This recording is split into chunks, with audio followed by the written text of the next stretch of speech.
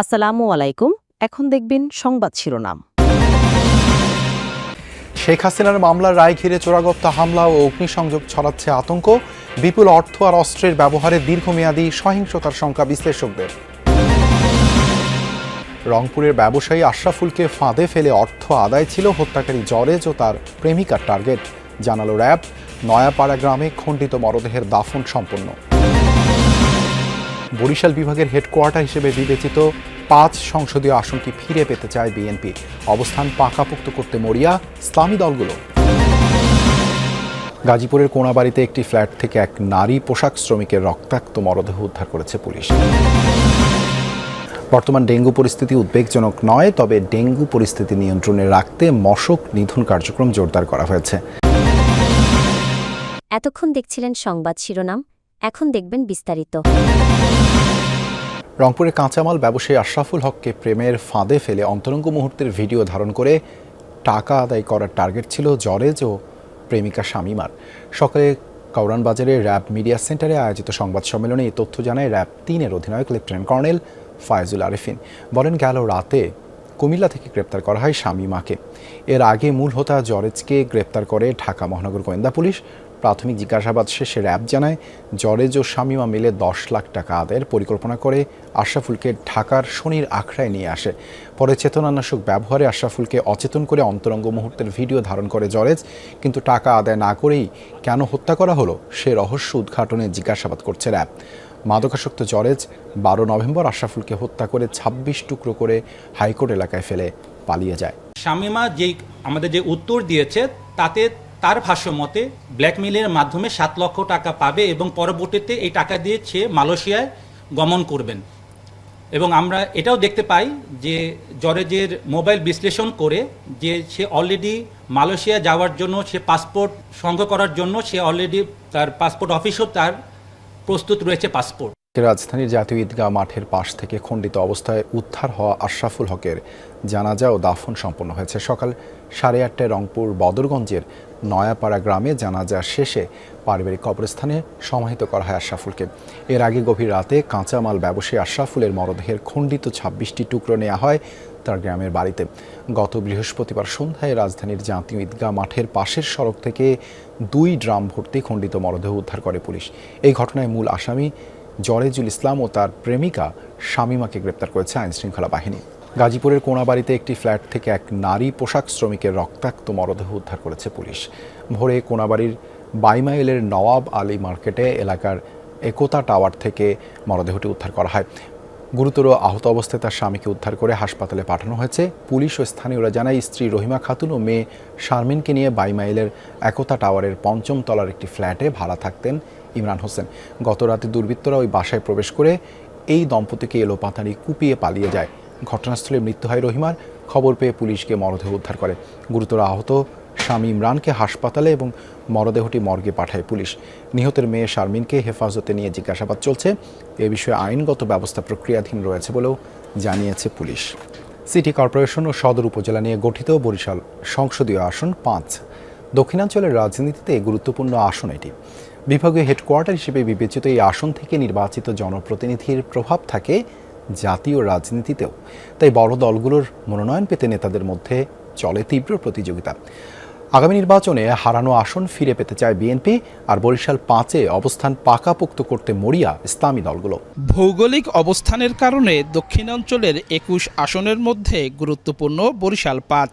৩২৫ বর্গ কিলোমিটার আয়তনের এই আসনে রয়েছে বিভাগীয় শহর ও সিটি কর্পোরেশন। বরিশাল ৫ আসন থেকে নির্বাচিত সংসদ সদস্যের প্রভাব থাকে দক্ষিণের রাজনীতিতে। এছাড়া সরকারের দায়িত্বশীল পদেও থাকেন এই আসনের বিজয়ী প্রার্থী। এটা একটা পলিটিক্যাল হাব নিঃসন্দেহে, এবং কালচারাল হাব, একটা সোশ্যাল হাব, এবং এখানে পলিটিক্সটা বা পলিটিক্যাল অ্যাক্টিভিটিস বর্তমান সময় না, বহুত আগের থেকে হয়ে আসছে। বরিশাল হচ্ছে বিভাগীয় সদর, সেই হিসাবে সমগ্র বিভাগের প্রাণকেন্দ্র এটি। যিনি এমপি হন, সাংসদী হন, উনি আসলে অলিখিতভাবে সমগ্র দক্ষিণাঞ্চলের রিপ্রেজেন্ট করেন এবং সমগ্র দক্ষিণাঞ্চলের নেতৃত্ব দিয়ে থাকেন। ১৯৯১ থেকে ২০০৮ পর্যন্ত বিএনপির দখলেই ছিল বরিশাল ৫। এর আগে 1979তেও এখান থেকে সংসদ সদস্য নির্বাচিত হয় বিএনপির প্রার্থী। তাই এ আসনে মনোনয়ন চেয়েছিলেন দলের হেভিওয়েট 6 নেতা। এবারও দলের আস্থা বিগত 4 বারের সংসদ সদস্য মজিবুর রহমান সরোয়ারি। মনোনয়নের পর দলীয় হাইকমান্ডের নির্দেশে প্রকাশ্যে ঐক্যবদ্ধ থাকলেও ভিতরে অনৈক্যের হাওয়া বইছে তৃণমূলের বিএনপিতে। ইসলামী আন্দোলন বাংলাদেশের মূল কেন্দ্র চরমোনাই দরবার শরীফ বরিশাল সদর উপজেলায়, তাই তাদের জন্য গুরুত্বপূর্ণ এই আসন। এখানে প্রতিদ্বন্দ্বিতা করবেন দলের সিনিয়র নায়েবে আমির মুফতি ফয়জুল করিম। সংসদ সদস্য ও সিটি মেয়র পদে প্রার্থী হয়ে নির্বাচনের অভিজ্ঞতা রয়েছে তার।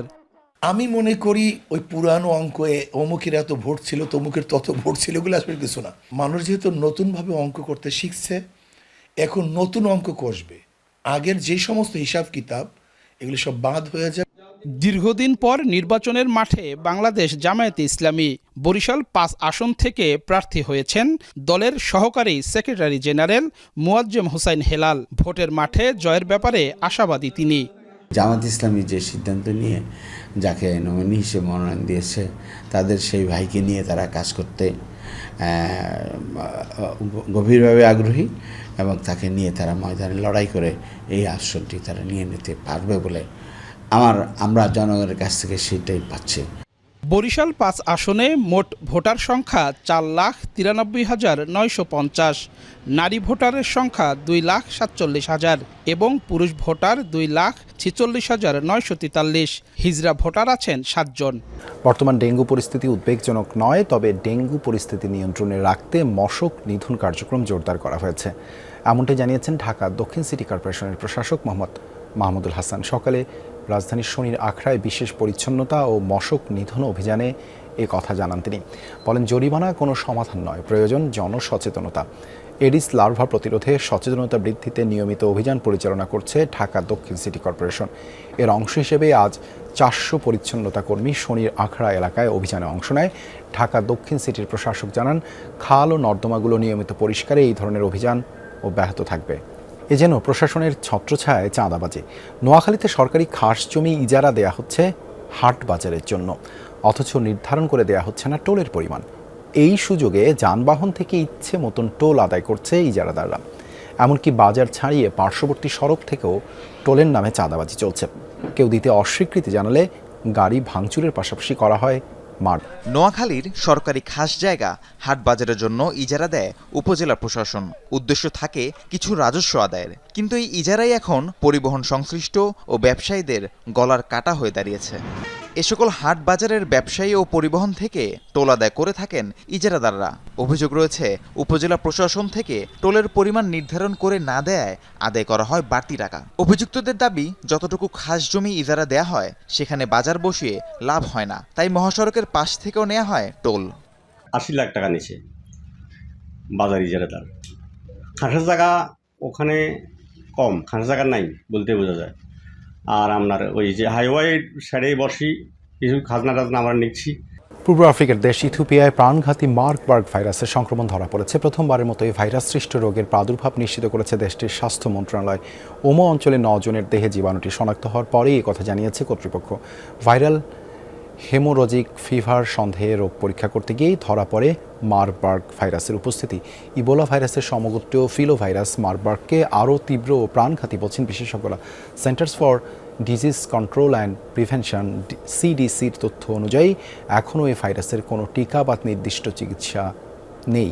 আক্রান্ত ব্যক্তি সাধারণত জ্বর, র্যাশ এবং তীব্র রক্তক্ষরণের শিকার হয়ে থাকে।